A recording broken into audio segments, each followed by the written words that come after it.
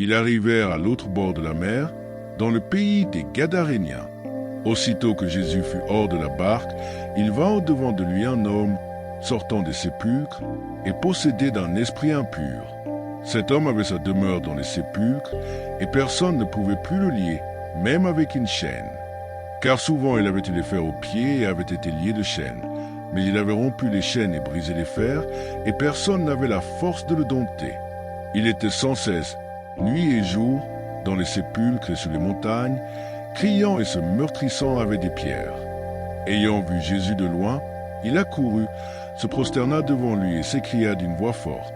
« Qu'y a-t-il entre moi et toi, Jésus, fils du Dieu Très-Haut? Je t'en conjure au nom de Dieu, ne me tourmente pas. » Car Jésus lui disait, « Sors de cet homme, esprit impur. » Et il lui demanda, « Quel est ton nom? » « Légion mon nom, lui répondit-il, car nous sommes plusieurs. Et il le priait instamment de ne pas les envoyer hors du pays. Il y avait là, vers la montagne, un grand troupeau de pourceaux qui paissaient. Et les démons le prièrent, disant, « Envoie-nous dans ces pourceaux, afin que nous entrions en eux. » Il le leur permit. Et les esprits impurs sortirent, entrèrent dans les pourceaux, et le troupeau se précipita des pentes escarpées dans la mer.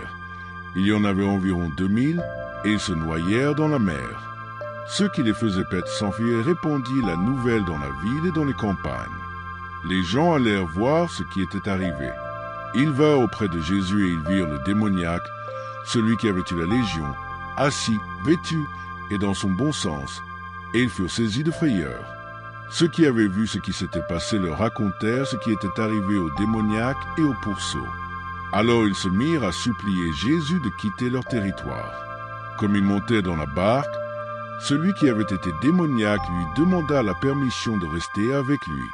Jésus ne le lui permit pas, mais il lui dit, « Va dans ta maison, vers les tiens, et raconte-leur tout ce que le Seigneur t'a fait, et comment il a eu pitié de toi. » Il s'en alla et se mit à publier dans la Décapole tout ce que Jésus avait fait pour lui. Et tous furent dans l'étonnement. Jésus dans la barque regagna l'autre rive, où une grande foule s'assembla près de lui. Il était au bord de la mer. Alors vint un des chefs de la synagogue, nommé Jaïru, qui, l'ayant aperçu, se jeta à ses pieds et lui adressa cet instant de prière. « Ma petite fille est à l'extrémité.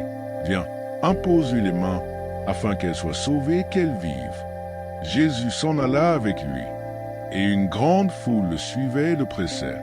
Or, il y avait une femme atteinte d'une perte de sang depuis 12 ans.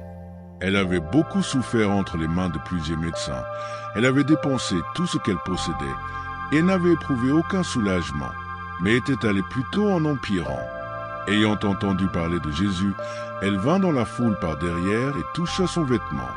Car elle disait, « Si je puis seulement toucher ses vêtements, je serai guérie. » Au même instant, la perte de sang s'arrêta, et elle sentit dans son corps qu'elle était guérie de son mal. Jésus connut aussitôt en lui-même qu'une force était sortie de lui, et, se retournant au milieu de la foule, il dit, « Qui a touché mes vêtements ?» Ses disciples lui dirent, « Tu vois la foule qui te presse, et tu dis, « Qui m'a touché ?» Et il regardait autour de lui, pour voir celle qui avait fait cela. La femme, effrayée et tremblante, sachant ce qui s'était passé en elle, vint se jeter à ses pieds et lui dit toute la vérité. Mais Jésus lui dit, « Ma fille, ta foi t'a sauvée. Va en paix et sois guérie de ton mal. » Comme il parlait encore, survinrent de chez le chef de la synagogue des gens qui dirent, « Ta fille est morte, pourquoi importuner davantage le maître ?»